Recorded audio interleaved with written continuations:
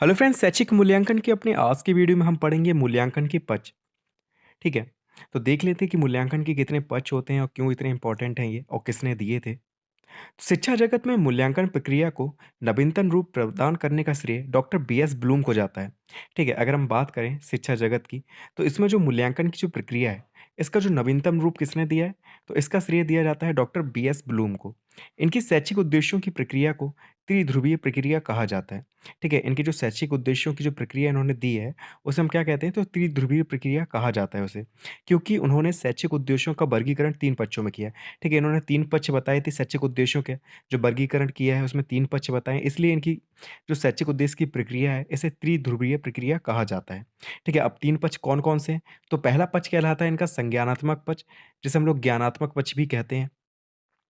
दूसरा पक्ष कहलाता है इनका भावात्मक पक्ष और तीसरा पक्ष कहलाता है क्रियात्मक पक्ष या कौशलात्मक पक्ष। ठीक है, ये बहुत इंपॉर्टेंट है, सीटेट में आप ज़रूर पढ़ेंगे, जब आप सीटेट की तैयारी करेंगे, तो बीएस ब्लूम के बारे में ज़रूर पढ़ेंगे।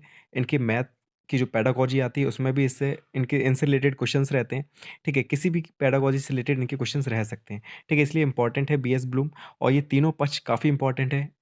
इनके जो क्रम रहते हैं, वो भी आपको याद करने पड़ेंगे, क्योंकि वो आपको मैथ की पेडागॉजी वगैरह में देखने को मिलेंगे। ठीक है, तो चलिए आगे देखते हैं। सबसे पहले आता है आपका संज्ञानात्मक या ज्ञानात्मक पक्ष। ठीक है, अब इसके बारे में जान लेते हैं। पहले तो शॉर्ट में जानेंगे, फिर ब्रॉड में जानेंगे बाद में। ठीक है, तो संज्ञानात्मक पक्ष या ज्ञानात्मक पक्ष क्या है? मूल्यांकन के ज्ञानात्मक पक्ष के अंतर्गत बालकों की योग्यताओं, क्षमताओं, ज्ञान, चिंतन तथा समस्या समाधान आदि के ज्ञान का मूल्यांकन किया जाता है। ठीक है, तो संज्ञानात्मक पक्ष या ज्ञानात्मक पक्ष, देखिए नाम से ही समझ में आ रहा है कि हम इसमें किसका मूल्यांकन करेंगे। तो बालकों की इसमें योग्यता, ठीक है, जो उनकी क्षमता है, उनका ज्ञान, कितना वो चिंतन करते हैं, कैसे चिंतन करते हैं और जो समस्या समाधान की योग्यता है, इन सभी चीज़ों का मूल्यांकन किया जाता है। ठीक है, मतलब ऐसी चीज़ का मूल्यांकन करते हैं कि बच्चा कितना दिमाग लगा लेता है किसी भी चीज़ में, ठीक है, कैसे सोच लेता है, उसकी थिंकिंग पावर कैसी है, इन सभी चीज़ों का हम मूल्यांकन करते हैं। या हम इस प्रकार भी कह सकते हैं कि बालक के पास कितनी जानकारी है और उसे अभी कितनी और जानकारी देनी है। ठीक है, या इस चीज़ का हम पता लगाते हैं इसके ज़रिए। ठीक है, संज्ञानात्मक मूल्यांकन के ज़रिए या संज्ञानात्मक पक्ष में हम क्या देखते हैं कि बालक को अभी जो हम पढ़ा रहे हैं, ठीक है, किसी भी विषय में कितनी जानकारी है उसे, ठीक है, प्रेज़ेंट टाइम में, और कितनी जानकारी और हम दे सकते हैं उसे, ठीक है, कितनी इम्पोर्टेंट है उसके लिए, ठीक है, तो ये सारी चीज़ों की हम जानकारी रखते हैं, ठीक है। तो संज्ञानात्मक पक्ष के बारे में हमने जान लिया। अब इसके कुछ चरण होते हैं जो आपको याद करने पड़ेंगे, ठीक है? इनके बारे में हम बाद में समझाएँगे जब इसे ब्रॉड में पढ़ेंगे, ठीक है? तो अभी चरण याद कर लेना कि पहला चरण होता है, जिसे निम्न स्तर भी कहते हैं, वो होता है आपका ज्ञान, ठीक है? फिर आता है बोध, जिसे अंडरस्टैंडिंग कहते हैं, फिर प्रयोग, एप्लीकेशन, विश्लेषण जिसे एनालिसिस कहते हैं, संश्लेषण, सिंथेसिस कहते हैं, या मूल्यांकन सबसे लास्ट और सबसे उच्चतम चरण है, जिसे हम लोग इवोल्यूशन कहते हैं, ठीक है? तो ये 6 चरण हैं, इम्पोर्टेंट है। क्वेश्चन कभी-कभी ऐसे बन जाता है कि संज्ञानात्मक पक्ष का सबसे निम्न स्तर क्या है? तो ज्ञान को सबसे निम्न स्तर माना जाता है, ठीक है?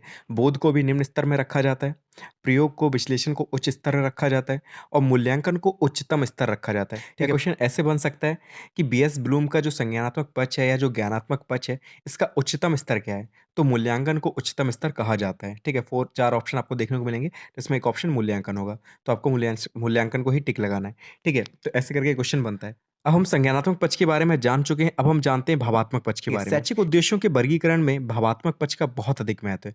जो शैक्षिक उद्देश्य हमने रखे हैं, जो बीएस ब्लूम ने दिए हैं शैक्षिक उद्देश्य, उनका जो हमने वर्गीकरण किया है, उसमें जो भावात्मक पक्ष है, इसका बहुत ज़्यादा महत्व है। ठीक है, कैसे महत्व है ये देख लेते हैं।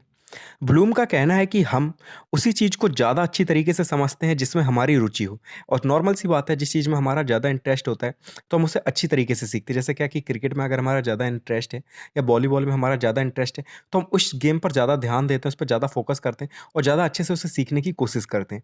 ठीक है? तो वही कहा है ब्लूम ने कि हम उस चीज़ को ज़्यादा अच्छी तरीके से समझते हैं जिसमें हमारी रुचि हो।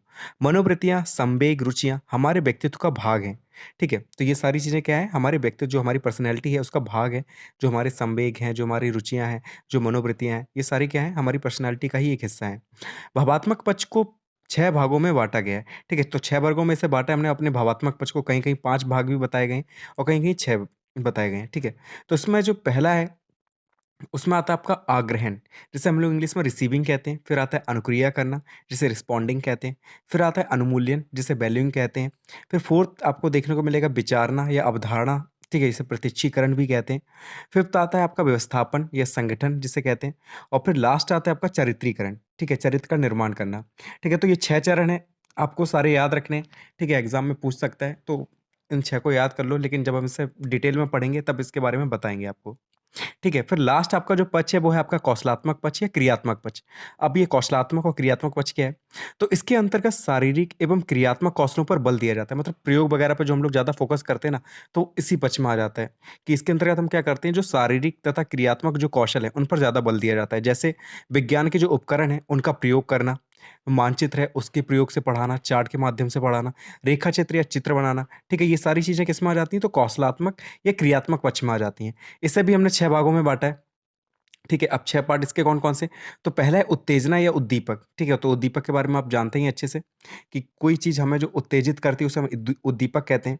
फिर आता है आपका कार्य करना या कार्रवाई, ठीक है? जब उद्दीपक को हम देखते हैं तो उसके बाद हम क्या कार्रवाई करते हैं, ठीक है? फिर हम कैसे कंट्रोल करते हैं, नियंत्रण आ जाता है। फिर समायोजन आ जाता है कि हम कैसे समायोजित करते हैं खुद को, ठीक है? उद्दीपक को देखकर। फिर स्वाभाविकरण आ जाता है, ठीक है? थोड़ी आदत में पड़ जाता है वो हमारे, और फिर जब बहुत ज़्यादा वो चीज़ हम करते हैं तो वो हमारी आदत पड़ जाती है, ठीक है? तो ऐसे करके आप 6 जो इसके वर्ग और जो हमने बाँटा है ऐसे याद कर सकते हैं। तो इस वीडियो में हमने तीनों पक्ष देख लिए, ठीक है? कि बीएस ब्लूम ने जो मूल्यांकन के पक्ष दिए थे, वो कौन-कौन से थे? 3 पक्ष थे, संज्ञानात्मक, दूसरा था आपका भावात्मक और तीसरा था आपका क्रियात्मक या कौशलात्मक।